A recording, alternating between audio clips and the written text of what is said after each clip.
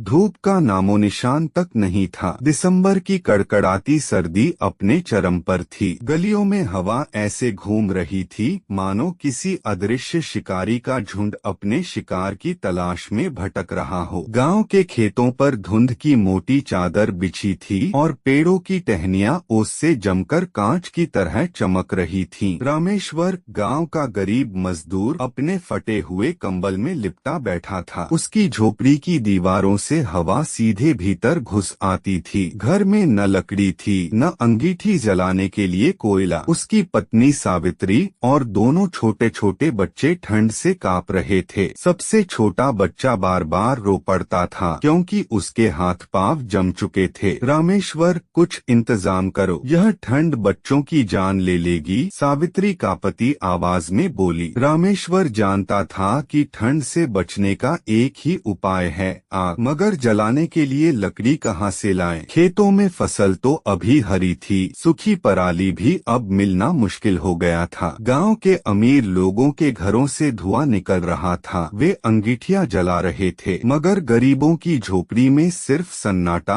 और सिहरन थी। रामेश्वर बाहर निकला। धुंध इतनी गहरी थी कि कुछ कदम दूर खड़ा आदमी भी धुंधला दिखे। रास्ते में उसने देखा एक बूढ़ी औरत सड़क किनारे पड़ी ठिठुर रही थी। शायद वह भी बेघर थी और ठंड ने उसके शरीर की सारी ताकत सोख ली थी। रामेश्वर का दिल कांप गया। उसने अपनी झोपड़ी से फटा कंबल उतारकर औरत के ऊपर डाल दिया। उसके हाथ बर्फ की तरह ठंडे थे। मां जी, जिंदा रहना, मैं कुछ इंतजाम करता हूँ। इतना कहकर वह आगे बढ़ गया। अब उसकी आंखों के सामने सिर्फ उसके बच्चे थे जिनकी ठिठुरती सांसें उसे काट रही थीं। वह गांव के चौधरी के हवेली की ओर गया। दरवाजे पर पहरेदार अलाव ताप रहा था। रामेश्वर ने हाथ जोड़कर कहा, भाई थोड़ी लकड़ी दे दो, बच्चे मर जाएंगे ठंड से। पहरेदार हंस पड़ा, हम लकड़ी जलाकर राजा बन रहे हैं और तू मुफ्त में मांगने चला आया, भाग जा यहाँ से। रामेश्वर की आंखों में आंसू आ गए। वह थककर चौपाल की ओर बढ़ा जहाँ कुछ लोग अलाव के चारों तरफ बैठे थे, मगर वहाँ भी किसी ने उसे बैठने नहीं दिया। ठंड ने जैसे अमीरी और गरीबी की खाई और गहरी कर दी थी। रात गहराती चली गई। आसमान से ओस की बूंदें जमकर बर्फ में बदल रही थीं। रामेश्वर के पैरों की उंगलियां नीली पड़ चुकी थीं, लेकिन उसके दिल में बच्चों को बचाने की आग धधक रही थी। वह पास के जंगल में घुसा, सूखी लकड़ी खोजने लगा। कई बार कांटों से उसके हाथ कटे, पैरों में कीचड़ जम गया, मगर आखिरकार उसने कुछ टहनियां जुटा ली। वह भागकर घर आया। सावित्री ने जल्दी से अंगीठी में आग जलाई। बच्चों के चेहरे लाल होने लगे, जैसे जीवन की लौ फिर से जल उठी हो, मगर अंगीठी की आग ज्यादा देर तक नहीं चल सकती थी। उधर सुबह होते होते गांव से खबर आई कि सड़क किनारे वही बूढ़ी औरत ठंड से दम तोड़ गई। यह सुनकर रामेश्वर की आंखें भर आईं। उसका दिल दुख से चीत्कार कर उठा, काश मेरे पास और लकड़ियां होती तो उस माँ को बचा पाता। गांव के चौधरी ने ऐलान किया, ठंड से मरने वालों का कसूर उनका अपना है, जिसने मेहनत की उसके घर आग जल रही है। रामेश्वर चुपचाप यह सुनता रहा। वह जानता था मेहनत उसने भी की थी, लेकिन गरीबी मेहनत की कीमत नहीं देती। शाम ढलते ही ठंड फिर तेज हो गई। बच्चे माँ की गोद में दुबक गए। रामेश्वर ने दृढ़ निश्चय किया। वह फिर जंगल गया और लकड़ी इकट्ठी करने लगा। तभी धुंध में उसने कुछ और गरीबों को ठंड से कांपते देखा। उसके मन में विचार आया, अगर मैं ये लकड़ी सिर्फ अपने लिए रख लूं तो मेरे बच्चे तो बच जाएंगे, पर बाकी लोग। उसने झोपड़ी में लौटकर सावित्री से कहा, आज रात हम सब अकेले आग ताप कर नहीं बैठेंगे। गांव के जिन गरीबों के पास कुछ नहीं है उन्हें भी बुला। सावित्री चौंकी,